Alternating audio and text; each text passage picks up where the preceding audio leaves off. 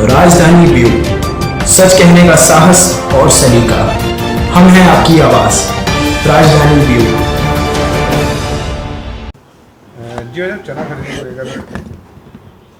मध्य प्रदेश में माननीय मुख्यमंत्री शिवराज जी के मार्गदर्शन नेतृत्व में हम किसानों को चहुमुखी विकास कर रहे हैं। किसान की आय दोगुना हो, किसान को अच्छा मूल्य मिले, उचित मूल्य मिले, इसलिए समर्थन मूल्य पर भी खरीदी कर रहे हैं। मुझे बताते हुए खुशी है कि सरसों, मसूर और बाकी फसलों के रेट समर्थन मूल्य से ऊपर है, गेहूं के भी रेट समर्थन मूल्य से ऊपर है, लेकिन चने के मूल्य समर्थन मूल्य से नीचे, और इसलिए चना खरीदी में हम विशेष ध्यान दे रहे हैं। हमने प्रदेश के अंदर हजारों खरीदी केंद्र बनाए हैं, उस पर किसानों से चना खरीद रहे हैं, और इस साल 8,87,000 मीट्रिक टन चना हम खरीदने का लक्ष्य रखा। भारत सरकार ने हमें अनुमति दी है, नेफेड के माध्यम से हम खरीद रहे हैं, और अभी तक हम 4 लाख मीट्रिक टन के लगभग चना खरीद चुके हैं। 30 मई तक हम 8,87,000 मीट्रिक टन चना खरीदेंगे। और किसान भाइयों को पहले के SMS हमने सब जारी, ताकि छोटे किसानों को एक बार SMS आ जाएगा, छोटे किसानों को सबका तुल जाए। फिर दूसरी बार और तीसरी बार कांग्रेस हमेशा भ्रम फैलाती है कि समर्थन मूल्य पर नहीं खरीदेंगे। हमने समर्थन मूल्य पर खरीदा, फिर कहती है कि ये 40 ही कुंटल खरीदेंगे, बाद में नहीं खरीदेंगे, लेकिन हम 40 कुंटल से अधिक भी खरीद रहे हैं, 80 कुंटल भी खरीद रहे हैं, 120 कुंटल खरीद रहे हैं। 3 दिन तक लगातार 40 एक SMS में बेच सकता है किसान, और इस प्रकार एक एक दाना किसान का हम खरीदेंगे। 8,87,000 मीट्रिक टन खरीदने का जो लक्ष्य रखा हमने वो पूरा करेंगे।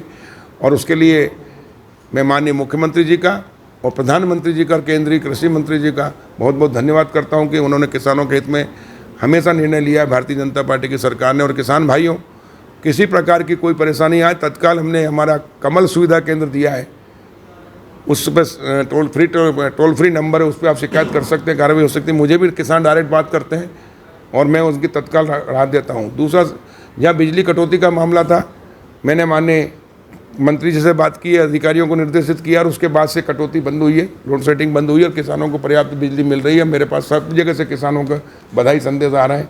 ये सरकार हमेशा किसानों के साथ खड़ी है, संवेदनशील सरकार है। और मुख्यमंत्री शिवराज सिंह चौहान तो किसानों के लिए सगे भाई से भी ज़्यादा है, जो 0% ब्याज पर ऋण दे रहे हैं। मैं कांग्रेसी घड़ियालू आंसू बहाना बंद करो रे। तुम जब सरकार में थे, कांग्रेस की सरकार थी, तो 18% ब्याज पर ऋण देते थे, और एक साल फसल खराब हो जाती थी तो दंड ब्याज लगता था, और ज़मीनें बिक जाती थी, नीलाम हो जाती थी। कई किसानों को तुमने मजदूर बना दिया।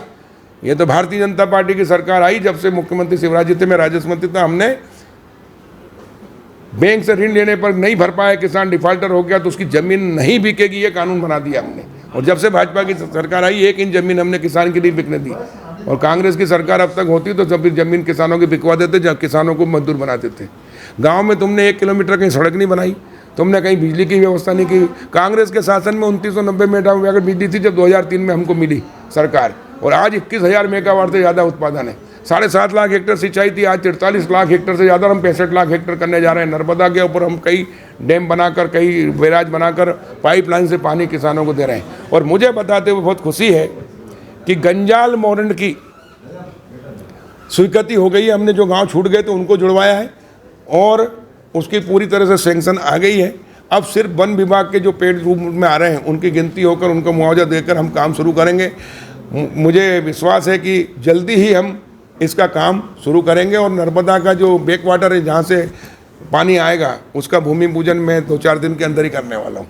और यहाँ किसान भाइयों, अब हमारी 90% से ऊपर ज़मीन सिंचित हो जाएगी। और जो बची हुई है, इलाप सिंह जो हमारे शहीद हुए थे आदिवासी, उनके नाम से हमने इलाप सिंह उद्वहन सिंचाई योजना बनाई है, जिससे 62 गांव के जो छूट गए वो भी हो जाएगी, 100% हरदा सिंचित हो जाएगा।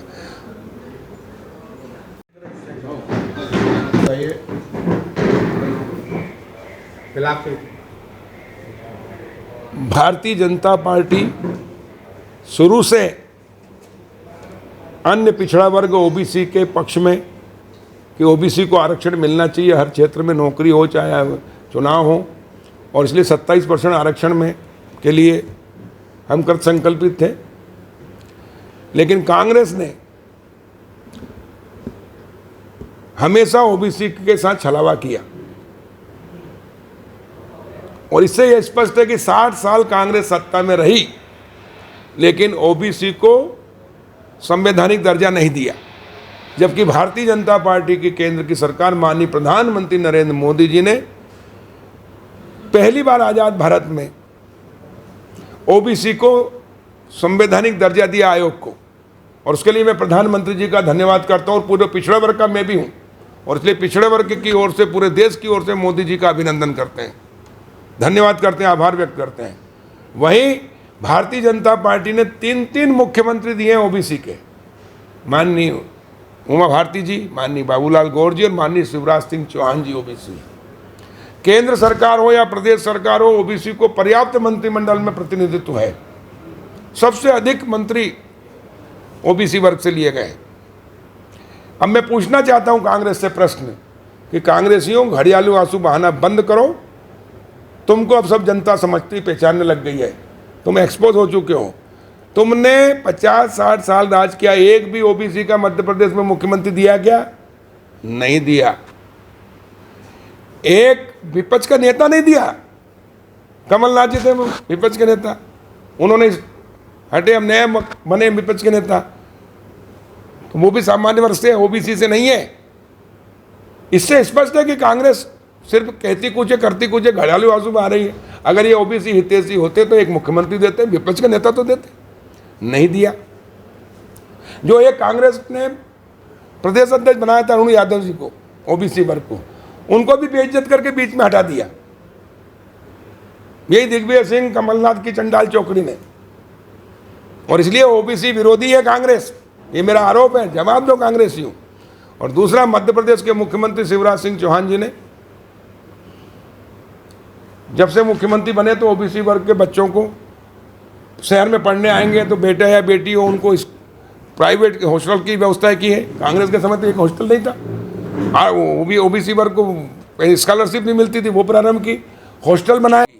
इससे स्पष्ट है कि हम जो कहते हैं वो करते हैं। मैं मुख्यमंत्री जी का बहुत बहुत धन्यवाद देता हूं पिछड़े वर्ग की ओर से कि वाकई में पिछड़े वर्ग के लिए उन्होंने पूरा प्रयास किया है और उसमें हमें सफलता मिलेगी। हम पिछड़े वर्ग के आरक्षण के साथ चुनाव चाहते हैं। कांग्रेस ने, जब इनको मालूम था कि 27% 50% आरक्षण नहीं हो सकता है, तो जब विधेयक लाए थे ताबड़तोड़, तो इनको वो ट्रिपल टेस्ट भी करना था, आयोग की रिपोर्ट देना था, वो नहीं दी। लेकिन भारतीय जनता पार्टी की सरकार पिछड़े वर्ग आयोग बनाया, उसकी रिपोर्ट दी है, वो हमने पेश की और हम अपने तथ्य के साथ सुप्रीम कोर्ट में रखवाएंगे, जिससे हमें पूरी उम्मीद है कि पिछड़े वर्ग के आरक्षण के साथ चुनाव हो, उसका हम पूरा प्रयास करें, उसमें सफल होंगे। मैं मुख्यमंत्री जी का धन्यवाद करता हूं और कांग्रेस के नेताओं से ये पूछता हूं कि घड़ियालू आंसू बहाना बंद करो। तुमने सबसे ज़्यादा गरीबों को और पिछड़े वर्ग के साथ धोखा किया है। अगर तुम पिछड़े वर्ग हितैषी होते तो पिछड़े वर्ग का मुख्यमंत्री देते, एक भी दिया क्या? विपक्ष का नेता देते, दिया क्या? अध्यक्ष था, वो भी हटा दिया। जबकि भारतीय जनता पार्टी ने 3 मुख्यमंत्री दिए हैं, मंत्रिमंडल में क्या है, संवैधानिक दर्जा दिया है। 60 साल क्यों नहीं दिया संवैधानिक दर्जा अगर तुम पिछड़े वर्ग के हितैषी होते तो? इसका जवाब दो। और इसलिए जनता सब जानती, पिछड़ा वर्ग भारतीय जनता पार्टी के साथ है। हमारे प्रधानमंत्री नरेंद्र मोदी जी और मुख्यमंत्री शिवराज जी और भारतीय जनता पार्टी सबका साथ, सबका विकास, सबका विश्वास लेकर चलती है। और इसलिए पिछड़े वर्ग के लिए भी उनको न्याय दिलाने का काम आज़ाद भारत में किसी ने किया है तो भारतीय जनता पार्टी ने, प्रधानमंत्री नरेंद्र मोदी जी ने किया, माननीय मुख्यमंत्री शिवराज जी ने प्रदेश में किया। कांग्रेस के चिंतन शिविर में पैनल ने जो निर्णय लिया उसमें ये बताया कि एक परिवार से एक को टिकट मिलेगा, लेकिन गांधी परिवार इससे अलग रहेगा। क्या कहते हैं आप? देखिए, इससे स्पष्ट हो गया कि कांग्रेस अब पार्टी नहीं रही है। कांग्रेस अब सोनिया गांधी, राहुल गांधी, नकली गांधी परिवार की एक गिरोह है और चापलूसों का गिरोह है। अगर पार्टी कोई निर्णय लेती है, कोई नीति बनाती है, जैसे भारतीय जनता पार्टी ने बनाया कोई निर्णय, तो वो लागू होता है, राष्ट्रीय अध्यक्ष पे भी होता है, प्रधानमंत्री पे भी होता है, सब पे लागू होता है। लेकिन कांग्रेस के अंदर नियम बनाया तो गांधी परिवार को छोड़ के बनाया। इसका मतलब है कि कांग्रेस पार्टी नहीं है, एक गिरोह है जो सिर्फ गांधी परिवार के लिए काम करते हैं, नकली गांधी परिवार के लिए। 50-60 साल तक इन्होंने इसलिए सत्ता में आए गांधी जी के नाम पर, राष्ट्रपिता के नाम पर, लेकिन गांधी जी के सपनों को साकार नहीं किया और देश को लूट लिया, भ्रष्टाचार दिया, गरीबी दी, भुखमरी दी, पिछड़ापन दिया। लेकिन और इसलिए जनता भी इनको पहचान गई, इनका सफाया हो गया।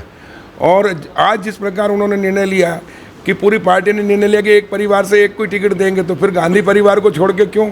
इसका मतलब है कि पार्टी का निर्णय नहीं है, ये गांधी परिवार का या गिरोह का निर्णय है। और ये जितनी कांग्रेस पार्टी के अंदर जो नेता हैं, ये पार्टी के नेता नहीं है, ये सिर्फ गांधी परिवार के एक तरह से गुलाम हैं। या उनके चापलूस हैं या गिरोह है, और इसलिए अब जनता में एक्सपोज हो गए हैं। इससे स्पष्ट हो गया है कि जनता में विश्वसनीयता खो दी। अगर कानून पार्टी निर्णय लेती तो पूरे पार्टी पर लागू होना चाहिए, नेता पे भी लागू होना चाहिए। इसका मतलब है गांधी परिवार को ये देश से भी ऊपर मानते हैं, इनके लिए सब कुछ वही है, देश के लिए थोड़ी काम कर रहे हैं। ठीक है।